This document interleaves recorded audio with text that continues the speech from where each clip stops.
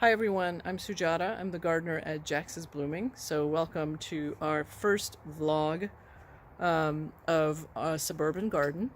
I'm in the Bay Area and it's zone 9A or 9B.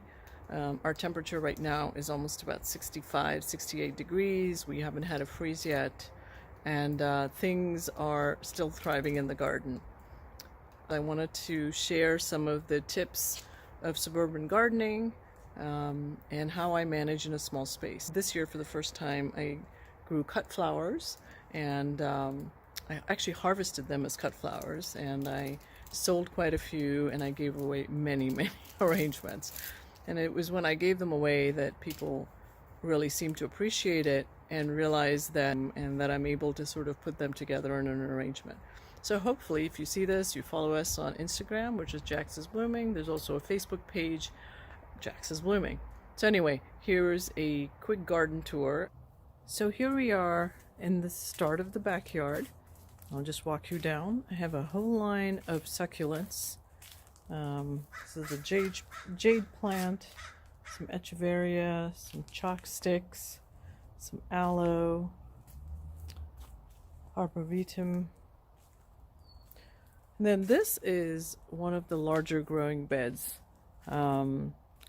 This will have Asiatic lilies. I've got about 20 or 30 bulbs in there. This is some arugula, rosebush, some zinnia, tomatoes, leftovers from this summer. And just kind of waiting to pull them out. This zinnia just keeps flowering. So as we go down, you'll see the patch of rudbeckia that just keeps seeding. So this is almost a 20 or 30 foot long patch by about 7 feet. And then as I back away, this is our glorious navel orange tree. I love it. We might get about 200 oranges from this tree, and we sort of juice for 4 or 5 months and then even make marmalade with it. So as I stand here with the long bed to my back, you'll sort of see what our backyard looks like. We have the stone bed is where I will probably plant all my dahlias. And then there's a patch of grass past that, and then the grass that's farther down is the one that I will turn into sort of an additional cut flower sort of zone. So here we have a floribunda rose. So here I am, I think on December 7th, and these things are still blooming. I think they're beautiful. Some bulbs, and I've forgotten this name. This is called Mexican Heather, and I loved using it for my greenery. It has these really little purple flowers that are just really beautiful and soft in an arrangement, and as you can see, lots of little flowers blooming. So I've ordered a lot of dahlias, and hopefully they should be here in February, and this is where they go. As you look at my yard, that is west, and so east is sort of the angle that I'm standing. So this whole backyard gets a lot of sun, as evidenced by dead patches in the lawn. And as we come up here, we're getting ready to harvest this dwarf olive in this container, and I'm trying to let it go as long as I can just to see how dark the fruit turns before I harvest it. Usually I get it at the green stage because the squirrels or the animals start eating it, but we'll probably harvest it in the next week or so. Then we have these 2 blueberry bushes that do really well. We might get 7 to 10 pints. This is the patch I will now turn into a larger cut flower bed. You'll see some lavender. These are tangelos, another prolific producer, and they are really tasty. They ripen much later than the navels, but we end up having citrus starting in January almost all the way through July. You can believe it. I used, you'll see 2 dark green boxwoods and 2, I think it's pronounced unanimous, or so I do use them a lot for greenery. This is a new bed that I just started this year. It's sort of this triangular dead-end patch. We don't have irrigation here, so what I did was I planted a lot of spring bulbs. We should get enough rain here in California in zone 9 for these to sort of thrive, and as you can see, the ranunculus has come up. These are the freesias, and I just saw some bulbs popping out over there. The wire is here so the dog doesn't go digging and sort of make it a play space. There's a tiny bee balm that I'm experimenting with, and red hibiscus. This was a patch that I first cultivated, I think, this summer. Here you can see these overgrown tomatoes. And this took a lot of water. Some salvia. Of course, the marigolds just keep blooming.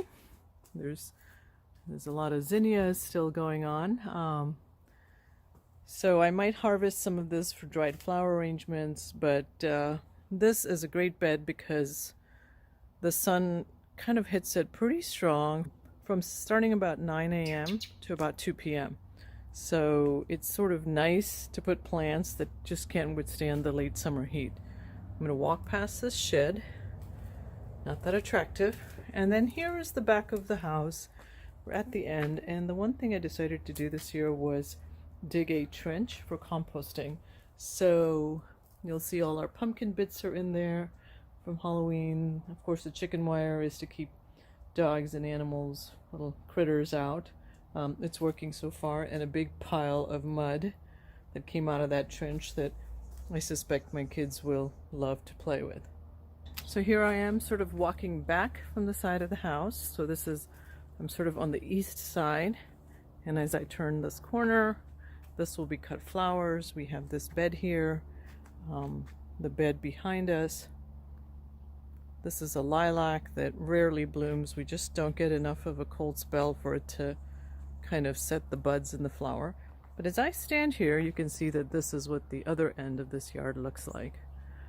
In the back, I'm going to probably have about 6 to 9 beds for cut flowers. And I think that that should be enough to maybe have a small business, maybe make 4 to 6 bouquets a week in the peak flowering season.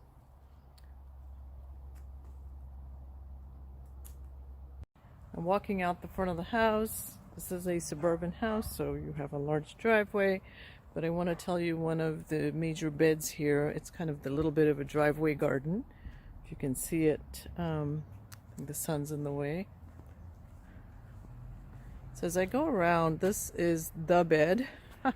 Boy, this is hard to see, but it has a lot of bulbs in here. There's freesias, there's iris, tulips, daffodils. The ranunculus are doing really well. And a friend gave me some kangaroo's paw, so those are kind of thriving. So this is, I'm looking forward to harvesting spring flowers from here. And then as I walk through, you'll see the jade plant is in full bloom. Those are little potato flower plants, a sago palm. And now this is the corner bed that I kind of created this year. It also has a lot of the bulbs, and I hope you can see a little mum right there, chrysanthemum that survived. Has summer iris, the spring iris, the narcissus, daffodils, tulips, and some yarrow. So this is a lot of, between these two beds, I hope to harvest a lot of my spring flowers, depending on when they come up.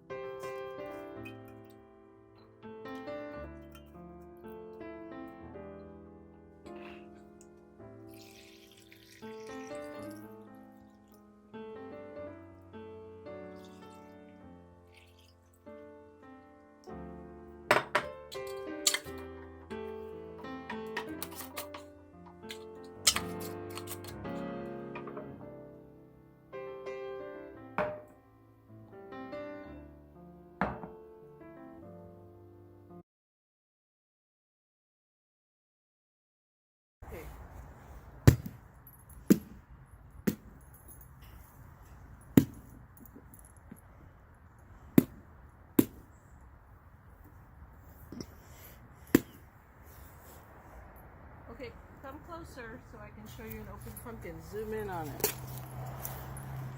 Okay. Wow.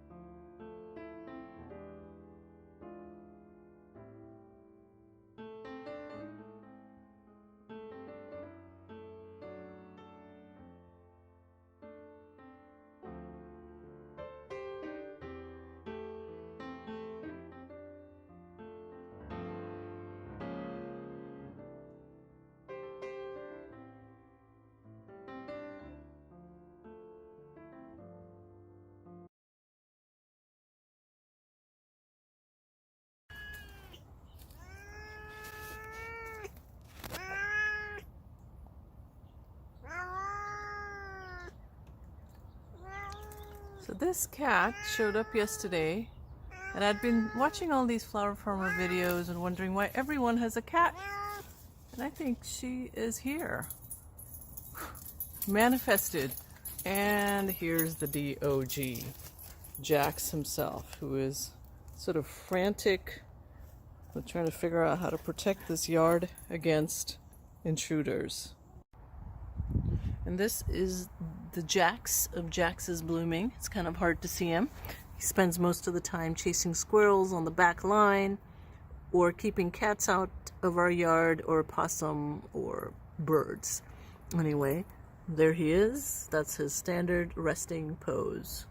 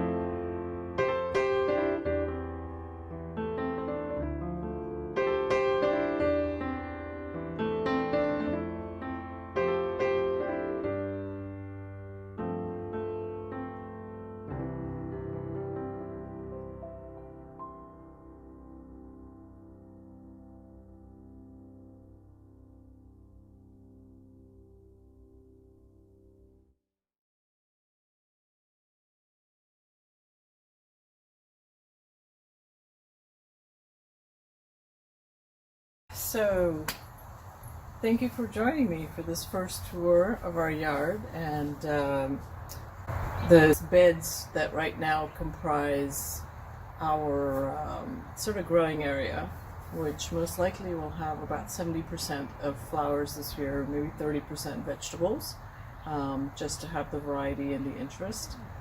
I hope you found this interesting, and if you're a suburban gardener and would like to share some of your ideas, please feel free to comment and let us know how you do it. Okay, till then, see you next time.